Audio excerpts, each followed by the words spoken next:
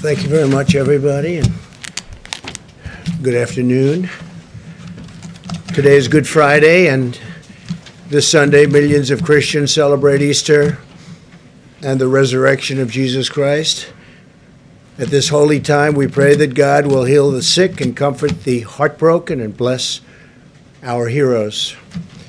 As American families look forward to Easter, we're reminded that our story ends not in despair, but in triumph and renewal. Very appropriate, isn't it?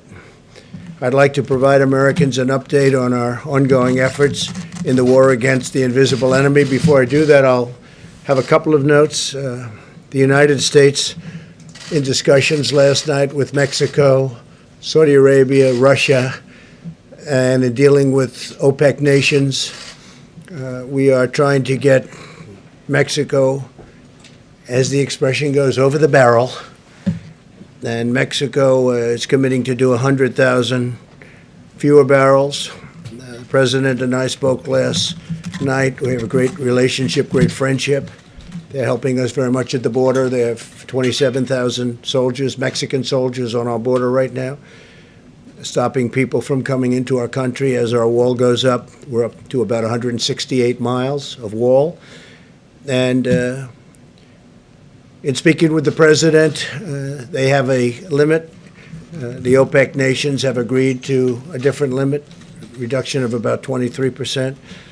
So what I thought I would do, and I don't know that it's going to be accepted, we'll find out. The United States will help Mexico along, and they'll reimburse us sometime at a later date when they're prepared to do so. And we had a great conversation, but we'll find out how that all works out. As you know, they're trying to get rid of the glut of oil. There's a tremendous glut of oil, and we don't want anything to hurt our incredible industry. We're actually the largest producer in the world now, so we don't want anything to hurt those jobs, those great jobs in Texas and North Dakota and Oklahoma and everywhere. We have a tremendous energy, New Mexico, tremendous energy business, and we want to keep those jobs. So we're working on it. I think eventually it's going to work out. It may work out quicker than what most people thought possible, and maybe it won't, but it'll work out eventually. Our experts are monitoring the data from every part of our country having to do with the topic that we're here to discuss. In the midst of grief and pain, we're seeing clear signs that our aggressive strategy is saving countless lives.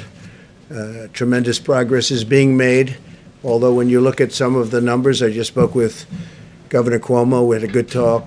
When you look at those numbers, the numbers of death, people that have died, it's so horrible.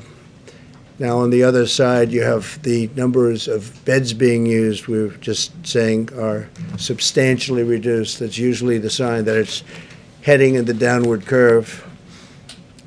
So New York, we know where that is. But in the midst of all this grief and this pain, we're seeing these signs, and we're seeing them very strongly. And a lot of that has to do with the aggressive strategy in saving so many lives. We're saving so many lives compared to what it could have been. So nobody knows what the number is, but we had a number of 100,000 lives. As many as that is, it's impossible to even think of it.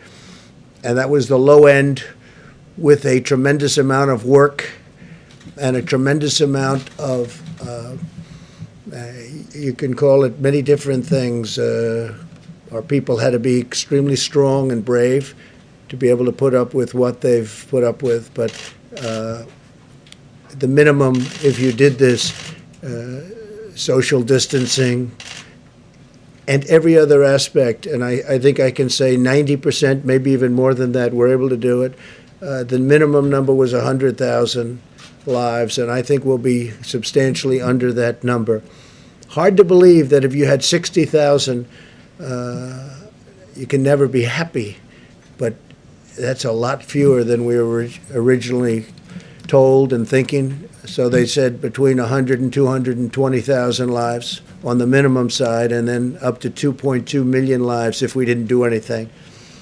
but it showed a just tremendous resolve by the people of this country. So we'll see what it ends up being, but it looks like we're headed to a number substantially below the 100,000. That would be the low mark. And I hope that bears out. The situation in Detroit and New Orleans appears to be stabilizing. Detroit is really started to go up, and now it is stabilizing. And New Orleans is a great place. I have so many friends there. They can't believe what's happening, but it's really stabilized. I spoke with the governor of Louisiana, and as you know, we're building them additional beds right now, the Army Corps of Engineers and FEMA. And that is going to be done, and I hope they're not going to be very well used, because I think they've really, I don't think they're going to need them, or certainly not very many of them. We built them a big hospital of 1,000 beds, and now we're in the midst of doing another 1,000. I don't think they're going to be using very many of them, and that's a good thing. There was a time 2 weeks ago when we said that's not going to be nearly enough. We're going to have to build more, but we wanted to wait to see, and I'm glad we waited. It just looks like they're doing really well. Louisiana and state of Michigan is doing really much better than we thought. In Washington State, we've made enough progress that the governor is now able to return an Army field hospital, so we're going to take that hospital. We don't think we need any more hospitals. We've built thousands of beds all over the country, and we think we're probably not going to need that hospital anyway. If we do, we're ready to move it to a different location. In New York, we're seeing hospital admissions declining very substantially, as I said, and nationwide the number of new cases per day is flattening substantially, suggesting that we're near the peak and our comprehensive strategy is working. Over time, our guidelines to slow the spread are decreasing the rate of new cases very substantially, and will result in fewer hospital admissions, and we're seeing that. It's incredible. I think with no exceptions, it's looking like it's lower. And again, that's because of the people doing what they had to do, great people, and working with elected representatives and the doctors, the nurses, and everybody. I mean, just everybody. So everybody so has been so amazing. I was told this morning again, please mention all of those people working in the grocery stores, and it's true.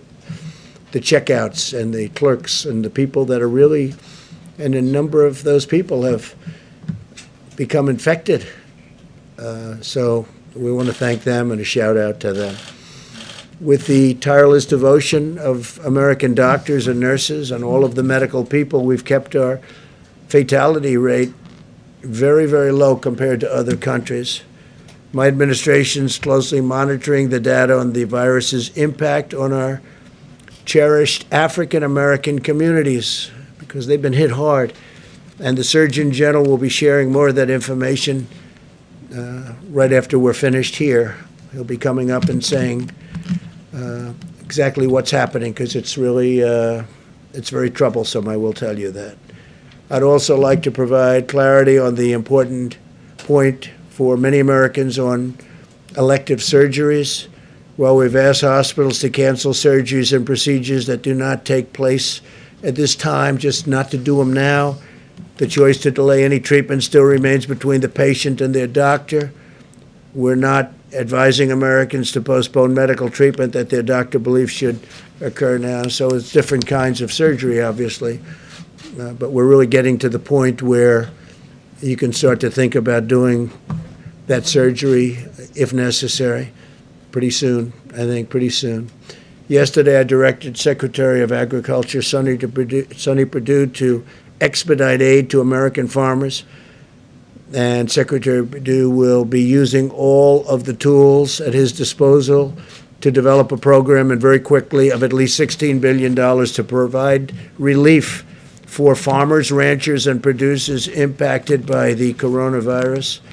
In this time of crisis, we must keep our supply chains moving from the beginning, right from beginning to end, and we're committed to supporting the amazing men and women who produce supply. I did last night a statement on social media, and I said, I have directed Secretary Sonny Perdue to expedite help to our farmers, especially to the smaller farmers who are very, very badly hurting right now.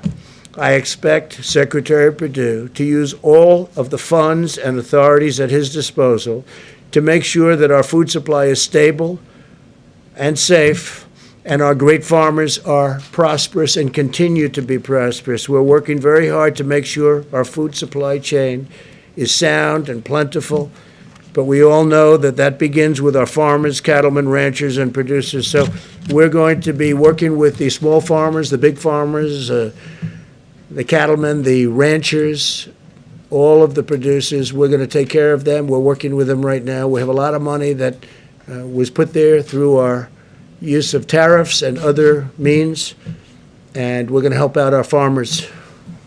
And I don't think, I'll tell you, I've been helping our farmers for a couple of years because they were targeted, as you know, by China and others. And I think they're very grateful for what we've done.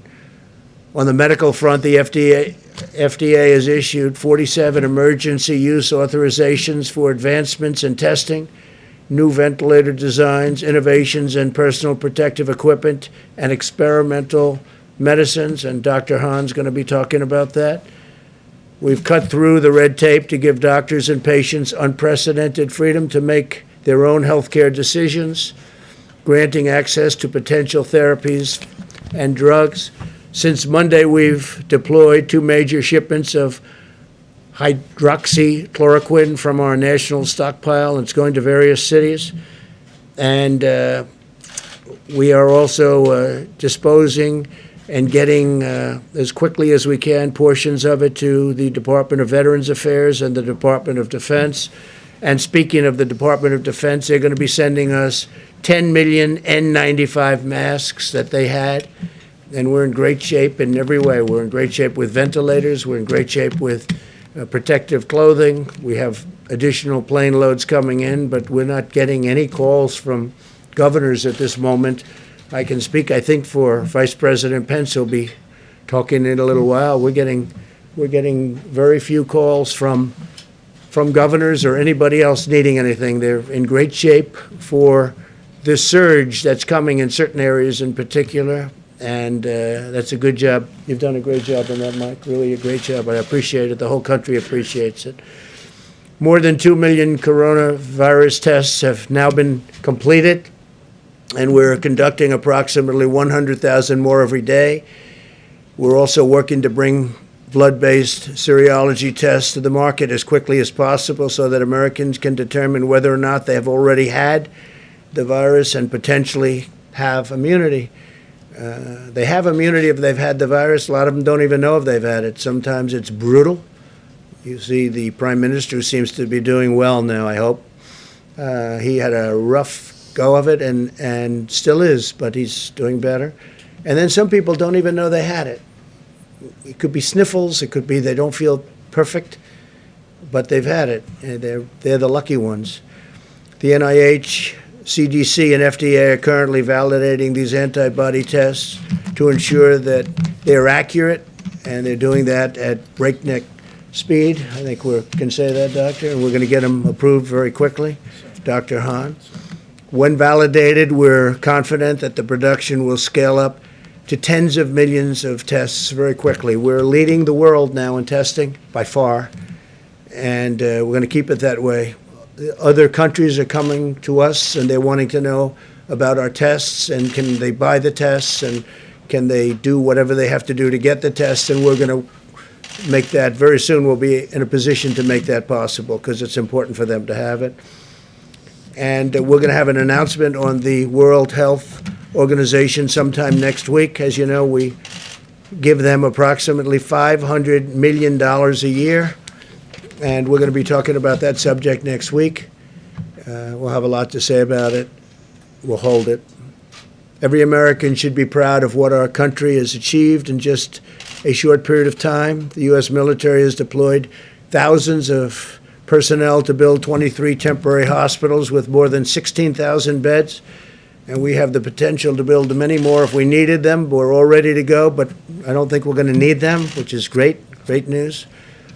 And we've built those hospitals in 12 states and the District of Columbia using the Defense Production Act, and we used it like a hammer.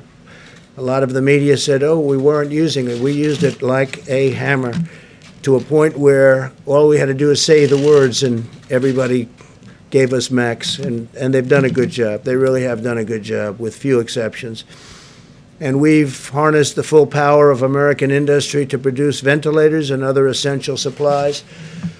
Right now, we're making thousands of ventilators, many of which we won't need, but we'll use them in our stockpile, and we'll build that up. We'll also help build up the stockpiles, which they should have had in the states, and so we're working with governors on that, and we'll also help other countries. There are countries that are calling us for help. They need ventilators, and they're in no position to build ventilators. We are. We have Ford and General Motors, and many companies are building ventilators.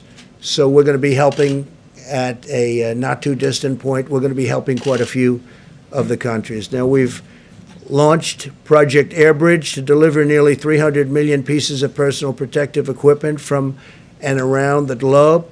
We're also shipping out 60 sterilization systems to 10 different cities that can each sterilize up to 80,000 masks each day, and I'm even hearing it can go up to 120,000 masks a day, certain equipment with certain additions. It's a company in Ohio that makes it. It's a great company, great. I hear it's a great product, works very well. I asked that question. I said, how come we have to buy so many masks? Why can't we sterilize the masks that are being used? And the answer was you can. In this case, they say up to 20 times. So we can take a mask, certain types of masks, the N95s in particular, and we can sterilize them, make them very clean up to 20 times. That's a great thing. In addition, we passed the largest emergency economic relief package in American history to save the U.S. economy and protect the American worker. As you know, this past week, which was 4 active days on the stock market, Good Friday today is not included. The markets are closed. In 4 days, we had the biggest market increase, stock market increase that we've had in 50 years. That tells you that there's a pent-up demand. That tells you they want to get back. There's something good going to happen. I really believe that. There's something very good going to happen. We have to get back. So think of it in this horrible period, this horrible, dark period where this monster came and worked its horrible, horrible spell over the world. 184 countries as of this morning. 184 countries. We've done well, and I guess the market thinks we've done well because we had the biggest stock market increase without one day. We're talking 4 days instead of 5 that we've had in 50 years. 50 years. Think of that. More than 50 years, actually. In short, the American people have launched the greatest mobilization of our society since World War II, deploying every scientific, governmental, medical, and military resource to defeat the virus. So I want to just start then with, we're going to answer questions later. We'll have time. I think we have a lot of time today. A lot of people are off, as they should be, Good Friday. So I'll stick around. We'll answer questions later. I want to start with Deborah Birx, please, Dr. Birx, and you can go over some of the numbers we just looked at, and that'd be great. Thank you very much, Deborah.